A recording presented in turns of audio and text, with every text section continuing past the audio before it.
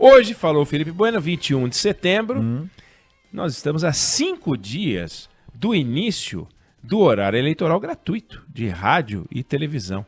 Então, daqui a 5 dias, a gente vai começar a ver os candidatos a prefeito, os candidatos a vereador, né? Eles vão começar a aparecer na televisão, suas paixões no antigas. rádio.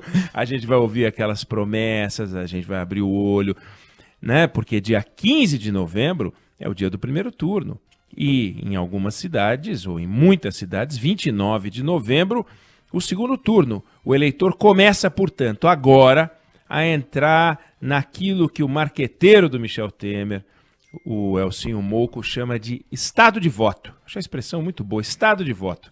As pessoas não estavam nem aí para a eleição, de repente elas começam a perceber que é chegada a hora de prestar atenção. Por quê?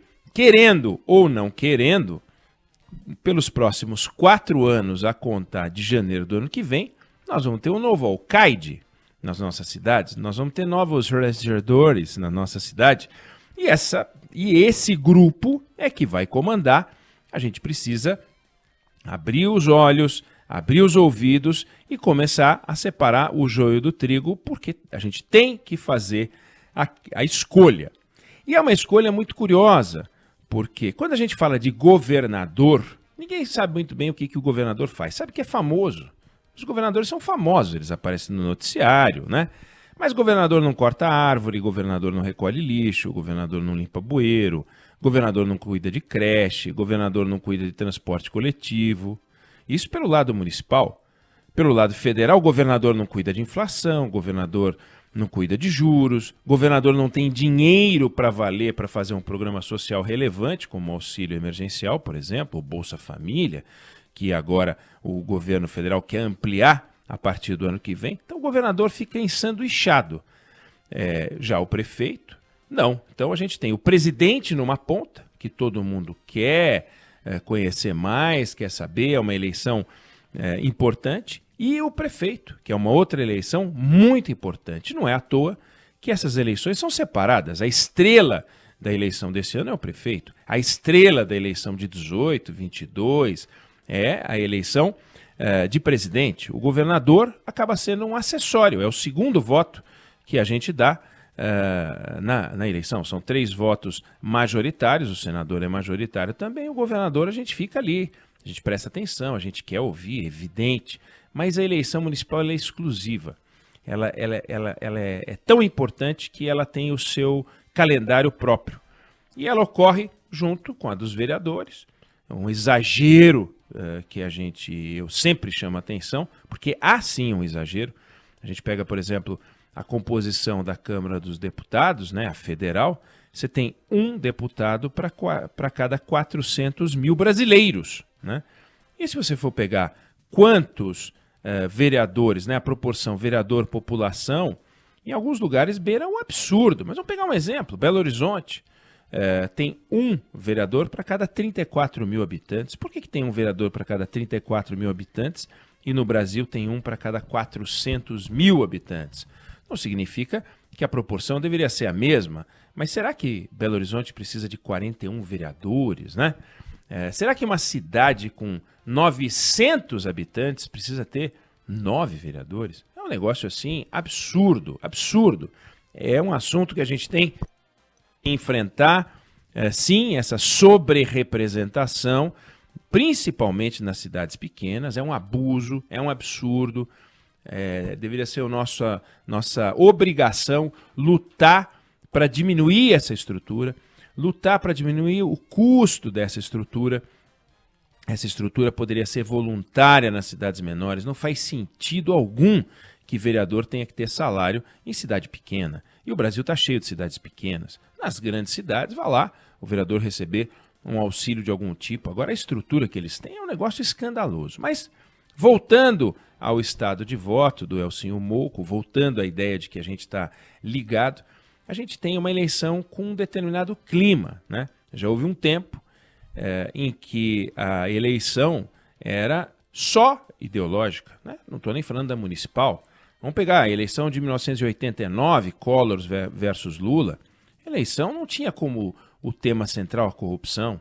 Né? 1994, Fernando Henrique versus Lula. 98, né? Também não tinha como o tom central a corrupção. A partir de 2006, com o Mensalão, depois 2010 e a partir de 2014, com o Petrolão, a gente começou a ter muito forte o tema corrupção.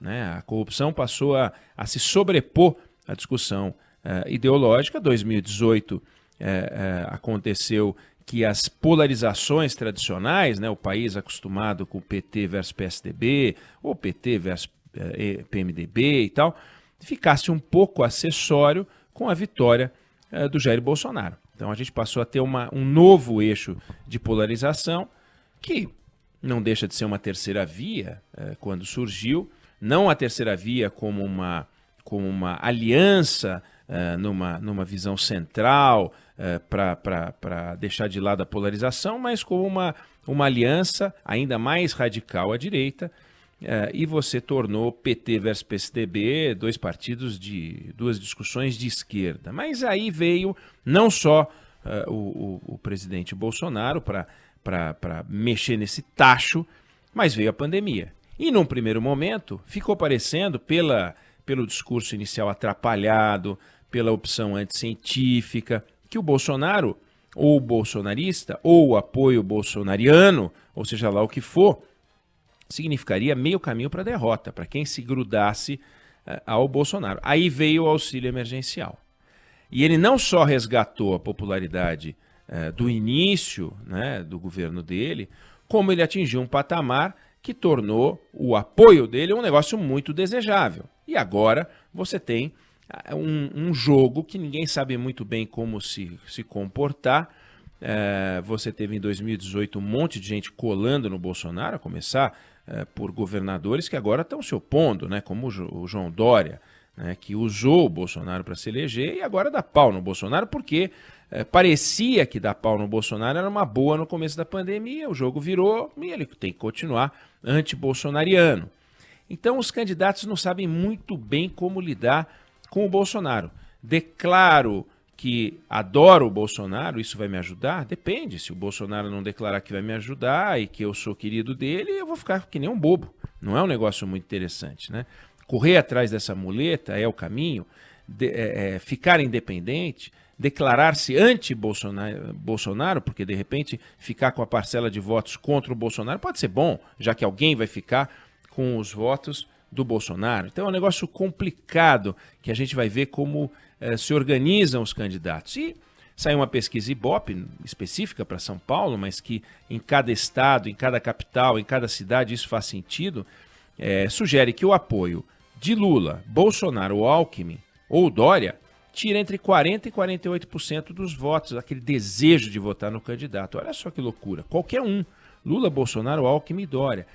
O que o eleitor está dizendo? Está dizendo o seguinte, olha, eu não quero que você, candidato, use a muleta. Pode ser a muleta do Dória, pode ser a muleta do Bolsonaro, do Alckmin, do Lula. Eu não quero saber disso. Eu quero saber o que você tem na cabeça. Então é uma eleição que a gente vai ver muito combate, a gente vai ver muita guerra, não vai ser só uma guerra ideológica. Teve o elemento corrupção, então todos os tucanos vão ter que se explicar, todos os petistas vão ter que se explicar, todos os petebistas, todos os pepistas, todos tudo vão ter que se explicar. E na outra ponta temos uma cidade, a cidade em que a gente vive, cheia de desafios, né? As pessoas estão querendo saber o que será da vida delas. Agora, querem saber o que será da vida delas, como sugere o Murilo Hidalgo, do Instituto Paraná, e disse isso no Band Eleições na semana passada, ancorado pela Sheila Magalhães. O que será a vida pós-pandemia? Estão abertos a isso? Ou querem apenas se livrar desse bode na sala em que se transformou a Covid-19 e, portanto, não vão abrir muitos ouvidos para o que dizem os candidatos? Alguns candidatos vão ter o direito de falar sobre o futuro sem falar de Covid, ou vão cobrar de todos que se posicionem especificamente sobre Covid? Nesse caso, o que os prefeitos podem fazer, né? É uma discussão louca, porque entre setembro, que nós estamos agora, né, outubro entrando, e dezembro, muito vai acontecer sobre Covid. A gente vai ter uma data um pouco mais clara sobre vacina, de forma que as promessas para aquilo, para o que será o que serão as nossas cidades a partir de janeiro, tem um pouco de pós-Covid nisso, razão pela qual o Murilo Hidalgo chama atenção para esse ponto. Mas o eleitor que vai entrar nessa guerra e vai viver um pouco de guerra ideológica, ele acredita que existe o lixo de direita e o lixo de esquerda? Que aqui existe a segurança e a limpeza e a zeladoria de direita e zeladoria de esquerda, né? Se ele não acredita, e a maior parte dos eleitores não acredita, mas ele vai se abrir ao debate de ideias, nós vamos ver a volta do debate de ideias de 94, de 98, de 1989, ou a gente vai ter uma pancadaria sem tamanho. Há uma preocupação, e as pesquisas mostram isso, que se os candidatos começarem a ficar só no terreno do sangue, vão perder aqueles que adotarem essa política, embora a gente tenha que se preparar para uma eleição sangrenta. Não vai ser uma eleição simples. Como não é eleição americana, como não é eleição brasileira para presidente, vai ter sangue. Vai ter sangue. Qualquer deslize de um candidato aqui e ali vai ser um negócio pesado. Como vai ser? Nós vamos ver a partir do dia 26, no horário eleitoral gratuito, e no dia 1º, no primeiro debate feito após o registro oficial das candidaturas, na Band. A Band sai na frente, como toda eleição, com o primeiro debate dos prefeitos, o que é algo muito importante, né? A gente não pode descuidar, como eleitor, da eleição municipal. A eleição municipal, os novos prefeitos, os novos vereadores, eles representam uma liga de acesso à Série A da política nacional. Não deixa de ser isso.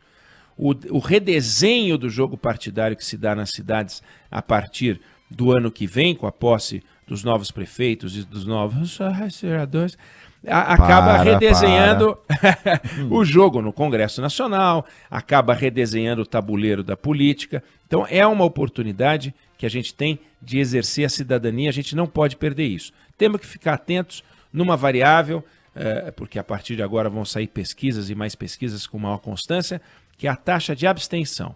Ela tende a ser a mais alta dos últimos tempos, tem sido crescente. As pessoas perceberam que votar é obrigatório no papel, mas não é obrigatório real, porque você paga uma multa desprezível. E quem é que quer que seu pai mais velho, quem é que quer que seu avô saia para votar? E conforme a taxa de abstenção, as pesquisas que não levam em conta a abstenção até perguntam se o camarada vai votar ou não, mas o camarada, na pergunta de intenção de voto, pergunta: você já tem candidato? Sim ou não? Se o camarada fala que não, ele só não tem candidato. Mas entre os que dizem que são A, B ou C, será que eles vão comparecer? E se a faixa etária daquele candidato for muito alta, ele tiver mais voto entre os mais velhos, talvez a gente tenha uma imprecisão nas pesquisas municipais, que são, por natureza, mais imprecisas do que as pesquisas federais. Os institutos erram mais no município do que erram no país. Então, a gente pode ter surpresas. Vamos acompanhar, a partir de quinta, horário eleitoral gratuito, dia 1º de novembro, o debate na Band.